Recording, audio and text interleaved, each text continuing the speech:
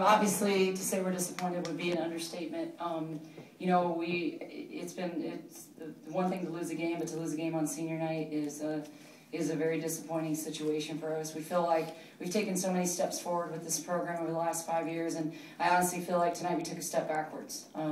You know, we have to protect our home court. If we're serious about going to the next level with this program, then you got to show up at home. And I felt like tonight we had one or two players show up, and the rest of the team, we didn't have them play their roles. And that's really important for us. We can't win a game against a top 20 team with two people. You know, we need more consistent play on the inside, and I didn't feel as though we had that tonight. And, you know, one of the things I have to give Miami a lot of credit, obviously I think they're a very good basketball team, and, you know, with two of the best guards in the country. And I thought Raquana Williams, you know, obviously was huge for them. Anytime you got a player that's going to get you 30 points every night, you know, and you got another player that's going to get you 20, that's a nice thing to go into a game with, knowing that. And, you know, one of the things we felt like we did, you know, we out-rebounded them. We felt like we played pretty good defense until the end there. But we got to score. And if we don't score, we can't set our presses. And obviously our presses are the strength of our team. And that was something that really hurt us tonight, not being able to score and get in our presses and get some turnovers and get some more easy points. So that's one of the things we got to take a look at, you know, going down the stretch here in the ACC tournament and the NCAA tournament. Coach, you had 10 lead changes in this game, and not a whole lot of fouls being called in the first half. Two teams that really like to just go out there and slug it out. I mean, talk about the whole mental aspect of that. Well, obviously, you know, when you look at a team like as aggressive as we are and aggressive as they are, I would have liked to seen, obviously, I thought it was very physical. I thought that it was very, you know, it was one of those games where it was a battle, and on both ends. And, you know, obviously, you as a coach, you'd like to see consistency throughout the course of the game. That's the ideal situation when you're talking about officials.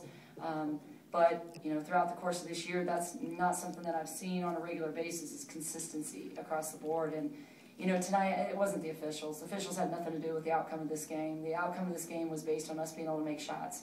And we've got to score more than 59 points to beat a top 20 team. You know, officiating, you know, you got to hit shots when you're getting fouled. That's just going to happen.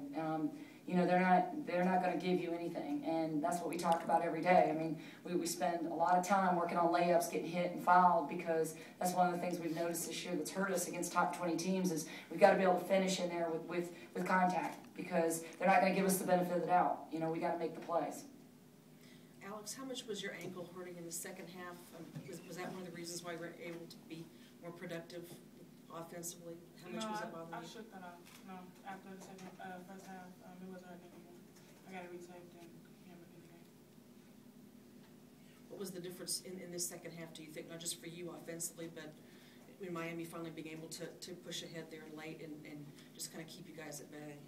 My shots just weren't falling. I wasn't being aggressive enough. I wasn't playing my role. I didn't put the team on my back like I'm supposed to do. So. There was a point in the middle of the second half where it's Raquana Williams just hit a pair of threes, you know, one right after the other, you know.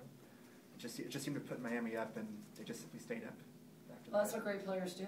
I mean, great players take shots and make shots, and, like, you know, they put their team on their back and they make plays. I mean, that's what great players do. You know, she's a great player. She's one of the best guards in the country. You know, she's certainly one of the best guards we played against. You know, I don't think there's a guard in the country that can rise up and shoot over people the way she does. It's phenomenal to watch. And she's fearless. I think that's the thing that makes her a great scorer. She's fearless and she's skilled. And she can miss 10 in a row, she's still going to take the next 10.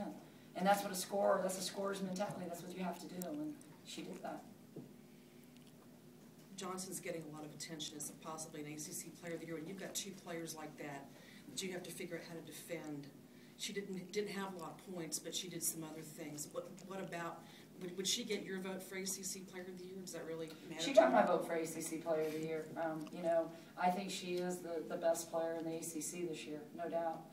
She's led her team from the bottom of the ACC to time for a championship. So, you know, yeah, I think that you have to tip your hat to her in that situation. But Raquana Williams would have gotten my second vote. You know, I think that the fact that she has that balance, they have that balance off each other. is what makes them so effective. I mean, one without the other, yeah, you can contain that, you know, but when you got both of them out there, you know, they're pretty hard to contain. But I think the thing that's really separating Miami right now is their role players. The players that the unsung heroes that you're not talking about, the Stroman and the Uderstrom. I think those two are the two that are really stepping up. You know, the two go-to players are playing their roles. They're taking their shots, they're making their shots, but those other role players have also, you know, gotten on board and they're playing to their strengths. You said this was a little bit of a step backward, coming off a couple really good week, winning Thursday. But how do you try to get this beyond this and get ready for the postseason? It's still be a really good season for you. There's still a lot left to play for. Well, I think it's a good sign when, you know, you're sitting here at 21-9 and being disappointed, and 9-5 in the ACC, tying the best record that, you know, we've ever had in ACC play. I think that's a good sign for this program that we're disappointed in that. But you know, we have high expectations, and we want to go to the next level. And the thing that I'm most upset about, like I said, is not losing this game, but losing on senior night. Alex and Deja have meant so much to this program.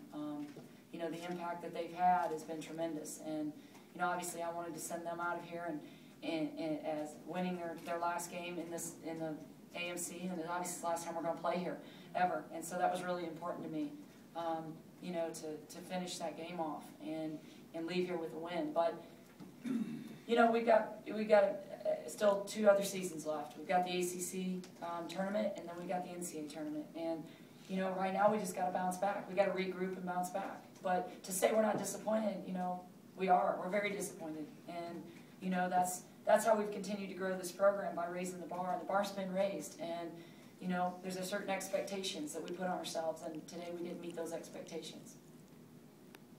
Any final questions? Thank you.